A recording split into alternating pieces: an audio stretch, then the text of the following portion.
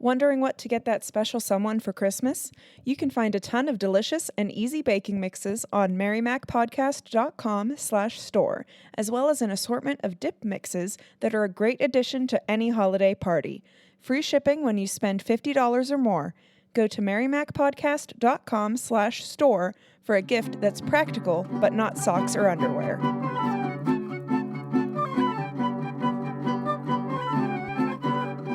Hello, and welcome to the 100th episode of In the Kitchen with Mary Mac. As always, Anna and I are here to bring you a fabulous and informational podcast. This is our 100th episode. Can you even believe it? We're in triple digits now. Triple digits. Oh my gosh. And you'd think we'd run out of things to talk about, but no, because there's so much food. It's true. We picked a good topic for a podcast. Yes, very it's really good. Unlimited. Very good. At the end of this podcast, I'm going to give you a really weird recipe too, so that'll be fun. So what we decided to do for our 100th episode, everybody always tries, if you listen to podcasts at all, that's when you get to these, what do you call that? Like a milestone? Milestone, yes, a milestone. When you hit a milestone like your 100th episode, people try to do something really special and epic and all that. So we borrowed Aaron Kleiber's airhorn for ours. And that's our big special epic thing. That's it. It's just the sound effect. Business as usual now. Business as usual. So what we did, we asked people if they had any questions for us, and we put that out on our social media and stuff. And we got a couple of questions, and they all have the same, they were all kind of the same question. This is the basic question. When you're baking from scratch, people wanted to know how they can make their scratch cakes, cupcakes, muffins, etc.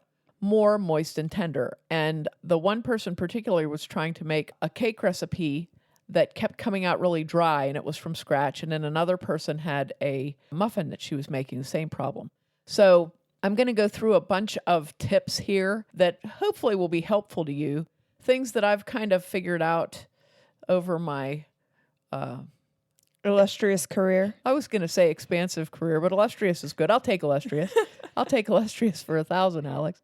But over my trial and error of baking and cooking and whatnot, I notice things and try to keep track of them and stuff like that. And there's a lot of things that are different, especially in the products that you're able to buy at the grocery store anymore. So, there's a lot of things happening. I was actually asked recently, I'm sure many of you know that Robin Hood flour is no longer being produced, and I believe I did say that on my podcast a while back, but the Smucker's company owned the Robin Hood flour name and made the flour, and for whatever reason decided they weren't going to make it anymore. And Robin Hood was the go-to flour for a lot of people. And the funny thing is, and I'm sure with most people probably don't bake really regularly until it gets up to a holiday like Thanksgiving or Christmas. They might not notice that Robin Hood flour doesn't exist anymore until they go to the grocery store, like my friend Debbie, and said, "Hey, I can't find Robin Hood flour. What happened to it?" So I let her know that they discontinued it. And the substitute that I found right now that I've been using, and I've been wanting to make the switch for a long time to unbleached flour, and I do use unbleached flour in my mixes, but I wasn't using it in my baking. I was using Robin Hood flour. Well, I've tried several different brands of flour, store brand flours and whatnot, and what I found that seems to me to be the most similar acting flour and produces a similar finished product to what I was familiar with Robin Hood is Bob's Red Mill all-purpose flour.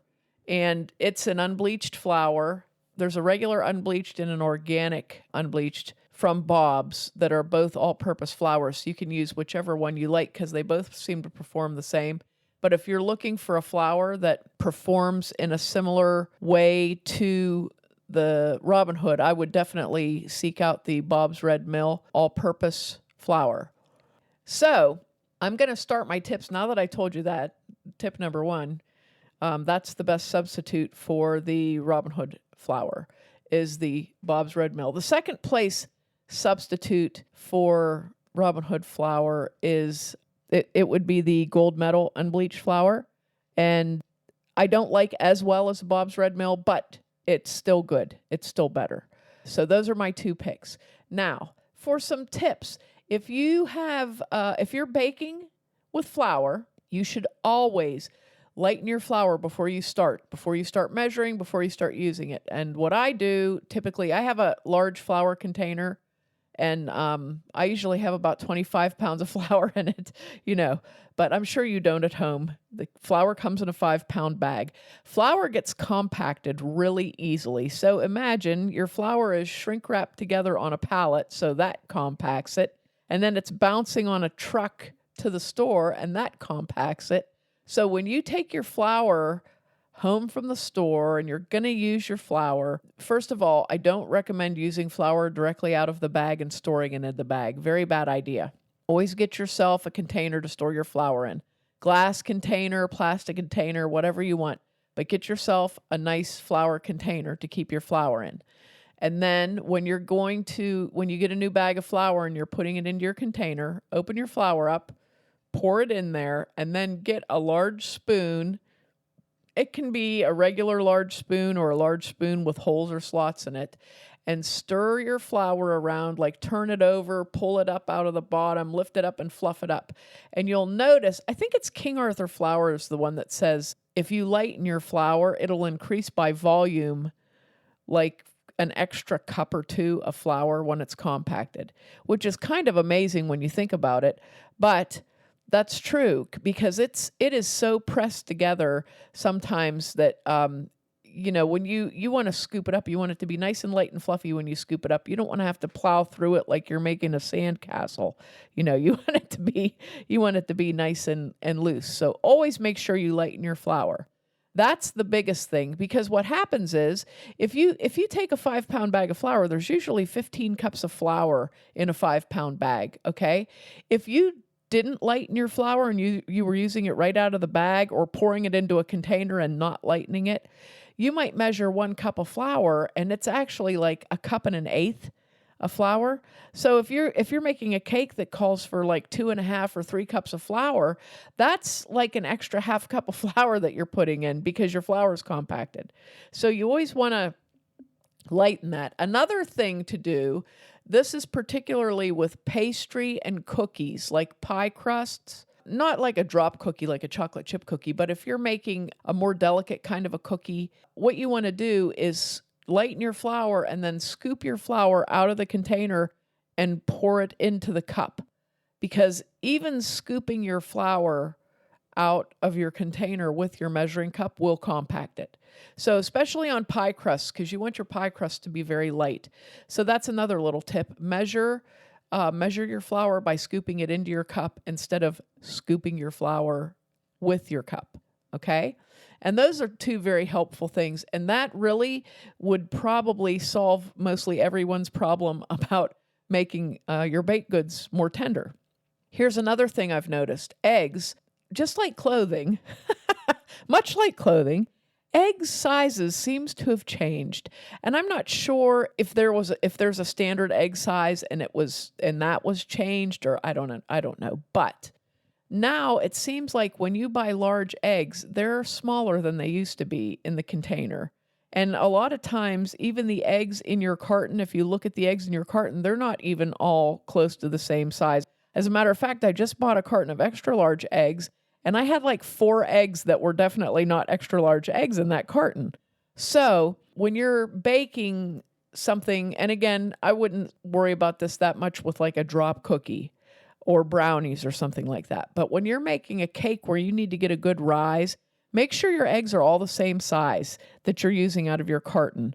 If your recipe calls, what I've been doing, most recipes typically call for a large egg. I've been buying extra large now because I've noticed that the extra large vary in size so much that I'll just use the smaller ones in the carton, and they seem to work better. Now, sometimes you might get like really enormous eggs, especially if you get local eggs, eggs from your neighbor, eggs from your brother, whatever. Sometimes they're really big. So you want to watch that, especially if you're baking something. I mean, if you're doing something for yourself and you're not too worried about it, But if you're making something special, you want to make sure that your eggs are a uniform size. And like, for example, if you have one really small egg, you can pair it off with another slightly larger egg and kind of, balance out the volume of eggs. But try to pay attention to that, because that's something that I've noticed is really, I don't know, it's like an odd thing that I've noticed. And it just seems to me like the egg sizes the eggs are getting smaller, I guess you would say. So keep an eye on your eggs. Next, be careful measuring your liquids. You should always use a liquid measuring cup to measure liquids. I know we're all tempted to just grab a half cup and, measure a half cup, but it's not quite the same measurement. Sometimes you can get more of a liquid because the liquids will tend to round up, even though you don't think they really are. They will tend to round up over the top of the cup because of the, what is that called? It'll come to me. Surface tension. Because of the surface tension of liquid will allow it to round up over the top. So you might have a little more liquid, or you might not. You might be worried about spilling over and put less in. So it can make a difference. And when you measure liquids, you want to hold the measuring cup up in front of your face so that it's at eye level, and try to hold it level. Oh, so I thought you should put it on a flat surface and then kneel down to look at it so it's definitely level. That's one of the things they tell you to do, to put it on a flat surface. But how level are our houses? I don't know. That's true. That's a fair point. I live in an old house, and I can tell you that it ain't level. Okay, so what you want to do is go to the hardware store, buy a level, put it on the bottom of your liquid measuring cups as you hold it up. Build a platform that you can level with your level. But try to make it as level as you can. And that's a good thing to do. And also same thing with measuring liquids and teaspoons and stuff. Try to, what the classic thing is with me is I'll go to put like vanilla in something and I'll over pour it and it just shoots out of the spoon, and, so you have way too much vanilla. So, if you're doing a recipe that's more sensitive or particular, you want to be very particular with your liquids and your liquid measures. Here's another one. Check your oven temperature regularly, and I bet nobody ever thinks of that. But oven temperatures, I don't know, some ovens are crazy, and they oven temperatures vary a lot, which is when I give out a recipe, I usually tell people, bake it at 350 degrees, but your oven is going to vary. So, your oven may be hot or cold or whatever. But you can pick up an oven thermometer for like between $3 and $6. It's a regular dial thermometer, and you just set it in your oven, and actually you can leave them in there. I have one that's been in my oven since I moved in. Yeah, you can just leave it in there. And what you do is, the easiest way to do this is if you're planning on making something. I hate to waste energy, so don't just do it. But if you're going to be baking something, put your oven on whatever temperature, say 350 degrees, have your thermometer in there, turn your oven on, and then check it. When your oven beeps and says it's at temperature, look at your temperature gauge, and then wait about 5 more minutes and look at it again and see what your temperature is. So this way you can tell if your oven temperature is off, and then you'll know, well, when my oven says it's at 350, it's really at 325. So I need to plan for that. But you always want to keep that thermometer in there if your oven's off, because you don't want to guess that your oven is going to be 25 degrees off every single time. You want to know. So that's another one, and it's a pretty easy fix. Would you also like to know another fantastic use of oven thermometers? Yes. If you don't have a fancy oven that tells you like how warm the oven is getting while it's preheating, just stick an oven thermometer in there, and then whenever you just are like getting impatient about, oh my God, is the oven preheated yet? You can just open the oven door and see, oh, we're about 50 degrees away. That's a good suggestion. Good idea. Thank you. I have a good idea every so often. Every little now and again. Okay, and this is a classic one. Check your dates on stuff. Check your expiration dates or best buy dates. Now, I want to say best buy date and expiration date are two very different things. So you can have a cake that says best by a certain date, and you can still use that cake mix if it's not like 8 years old or something, It may not rise as well, but you can still use it. On the other hand, if your mayonnaise says, if your mayonnaise is past date, don't use that. But on baking supplies, there's a lot of things that matter and a lot of things that don't matter. So, for example, if your yeast is past date, it's not going to work. It's really not going to work. And you can just flush it down the commode because it's actually, it isn't going to hurt anything, and it's probably, it might feed an alligator. So that's a good thing to do.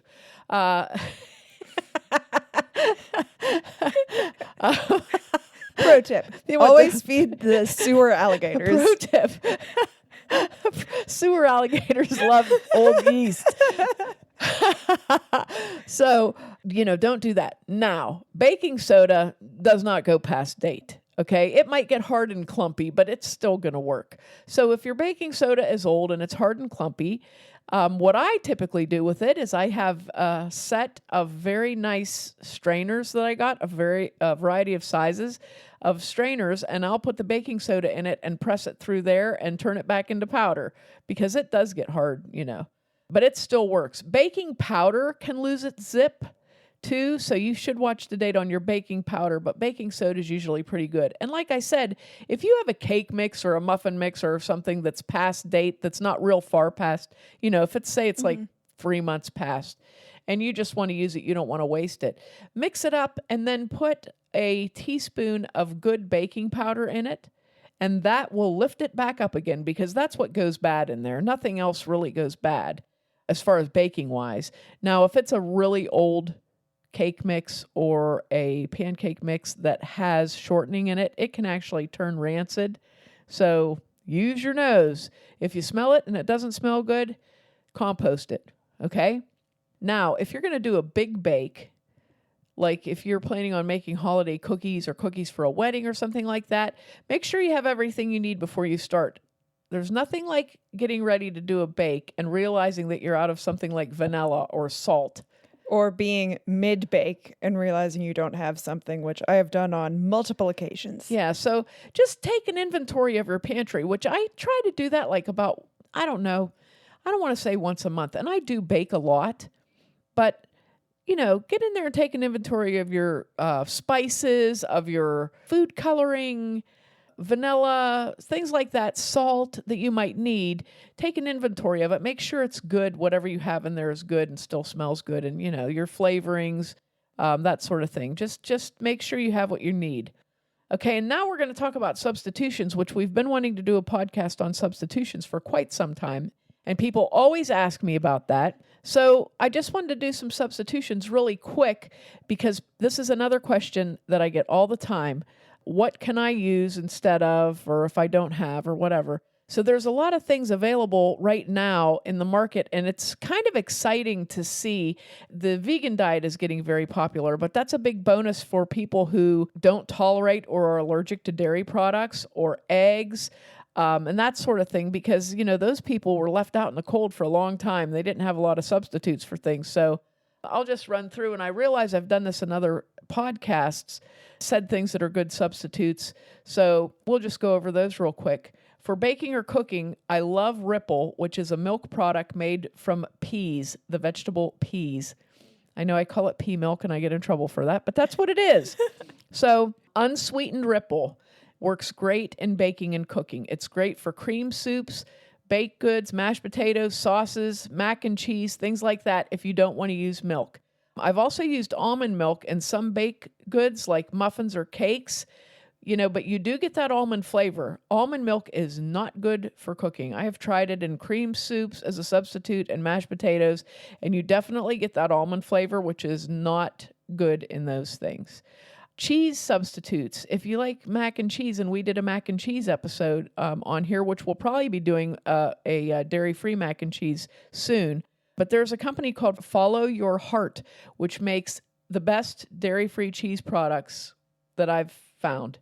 As far as sliced cheeses, very, very good. They melt good. They taste good. Very good product. They make cream cheese also. They make a nice cream cheese product for unbaked cream cheese pies, that kind of thing. Ricotta cheese. We did a podcast on how to make your own ricotta cheese, which is very simple. And you can listen to our podcast and look at our podcast list on the website, marymacpodcast.com, and you'll see where we made ricotta cheese. It was in the episode 70 something. But Kite Hill is a company that makes a really good ricotta cheese substitute. It's very nice if you have a dairy allergy or something like that, or you're vegan and you want a good one. That's a good one. Now, I did an episode of Stuffed Shells, and I told you how to use tofu to make a ricotta substitute, which works really well when you do it the way I tell you. So that's an option too. You can use the tofu or you can use the Kite Hill, whatever, but that's a great substitute for ricotta. Eggs. There are so many egg substitutes on the market anymore. It's ridiculous. Bob's Red Mill makes one that's really great for baking. There's a company called Just that makes a very nice egg substitute for actually cooking, like scrambled eggs and stuff like that. And it's also pretty good for baking. Just makes mayonnaise too that's really good for, mayonnaise products. But if you don't have an egg and you need a substitute emergency egg, for example, you can use 1 teaspoon of baking soda and 1 teaspoon of white vinegar in your recipe. I share a recipe on the podcast that is a cake. Well, there's two podcasts that have cakes that use the baking soda and vinegar for the rise. And the one is called the Real Crazy Cake. That's a fun one to do with kids because it's like a science experiment. So that's a really good one to do with your kids. And the other one is, I can't remember which one. It has like strawberry shortcake and a couple different ones, but that's a cake recipe also that uses. Is that the one where you talk about the like pumped up box cake? I think so. I know we talked about using applesauce instead of eggs as well. Yeah, right. We're getting applesauce is our next one on the list too. Applesauce is I can't say it. I said sauce. I said applesauce. Salsa. What? Put salsa in your cakes. Applesauce is the ultimate substitution item. It is great. You can use applesauce in place of oil, shortening or butter, or even an egg, and it works with good success in cakes and muffins. You can actually even use it in place of sugar if you want to lower the sugar content of something. So if your recipe calls for a cup of milk, a 1/3 cup of oil, and 1 egg, and you didn't have oil, you could use a 1/3 cup of applesauce if you had applesauce, okay? If you didn't have an egg, you could use the milk, the oil, and about a 1/4 to a 1/3 cup of applesauce. I've used one of those little, like, the lunchbox applesauce Yes, cups. right. I've done that in place of an egg before, just one of those cups, and it worked great. But the cake was like way more moist than it had been before. Right. Applesauce makes it makes things very moist, which is why I suggested a lot of times for muffins, if you're making a muffin and you're worried that it's not going to be moist enough, put some applesauce in there. Even if you add it in extra, because it just does. It really makes everything nice and moist. So it's a very good substitute. The ultimate, it's like the duct tape of substitution foods. Oh, okay. Now we're on holiday baking, so I wanted to go over again how to melt chocolate. We've talked about this before in a few podcasts, but Mary Berry says chocolate will melt in a child's hand, which is to say the chocolate melts really easily at a low temperature. I am not a huge fan of melting chocolate in the microwave, but sometimes it's a necessary evil. I mean, if you got to do it, you got to do it. So if you want to melt chocolate in the microwave, go in 15-second intervals and use a glass bowl, because the glass will warm up as you microwave the chocolate, and it will also help to melt the chocolate. So what I typically do is I'll hit 15 seconds on the microwave, take a look, 15 seconds, take a look. And once it starts to melt, I'll stir it and do it one more time. Then I'll take it out and just let the hot bowl finish melting the chocolate and stir it every now and again. And usually in about 45 seconds to a minute, it's melted. If you have say you have a cup of chocolate chips. I prefer to put a glass bowl over a pan of warm water, like 120 to 140 degree water, and let the chocolate melt, while you're doing something else. So you can warm your water up in a pan, set your chocolate in a bowl on top of it, and then go do whatever else you're going to do. And one more substitute, sugar. If you're trying to cut down on sugar, or you don't want to use sugar at all, there's a few substitutes you can do that are definitely better for you and also can enhance the flavor of whatever you're making. So if you don't want to use white sugar, you can use raw sugar, which is still sugar. You can use honey, which is still sugar, or you can use maple syrup, which is still sugar, but it's not white processed sugar. So honey and maple syrup are really good substitutes for regular white sugar. And raw sugar is a good substitute too, because it has some of the minerals left in the sugar. So it's actually, a little bit better for you. There's so many sugar substitutes out there though. I mean, it's like a whole new ball game. I've had the best success in baking with Equal brand sweetener because it doesn't seem to have a weird, overly sweet or aftertaste when you use it. You still have to play with the amount that you need, but it seems to work pretty well. And this is another place where applesauce shines. Like I said before, you can use applesauce instead of sugar at all. And that really helps, especially like in cakes and muffins and cupcakes. You can also use concentrated apple juice in place of sugar for some applications. Like, for example, I do have a pie recipe that'll be coming up soon that is a sugar-free apple pie that uses concentrated apple juice in place of sugar for your sweetener in the pie.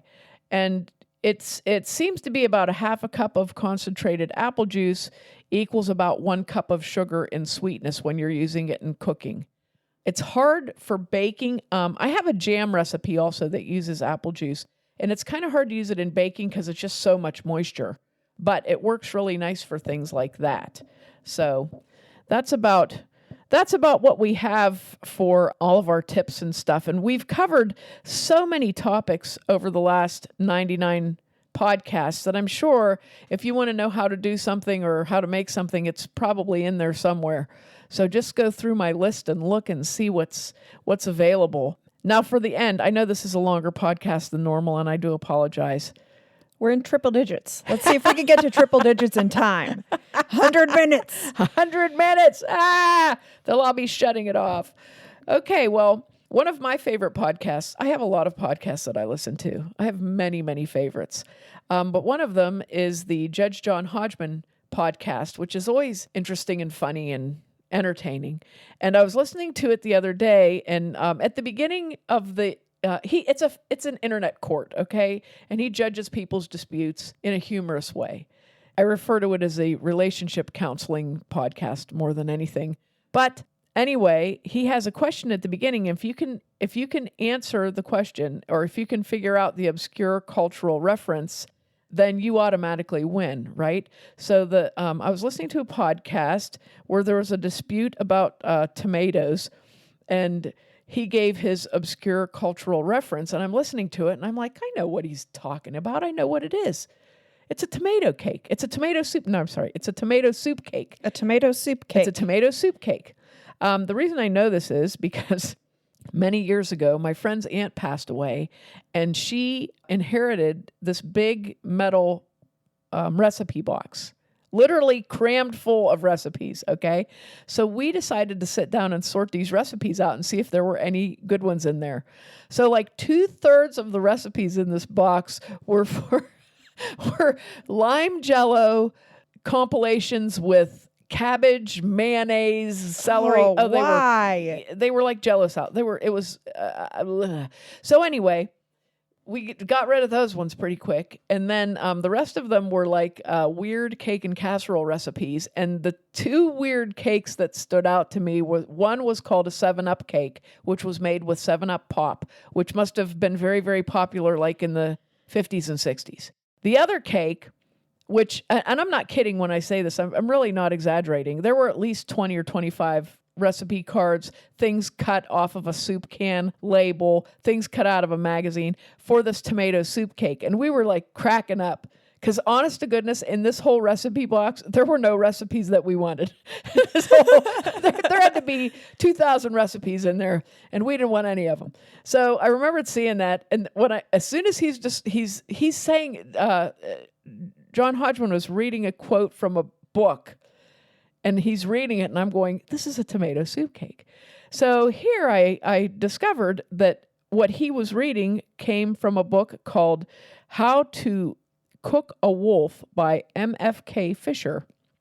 And it's a book that was written in 1942, and it was written by M.F.K. Fisher was an author who she did a lot of cookbooks, but she more wrote like a fabulous writing style. So her cookbooks are like a book that had recipes in it, not a cookbook. Okay. So this particular recipe, the idea of how to cook a wolf was, when you're on the brink of starvation, they call that, the saying is, there's a wolf at the door.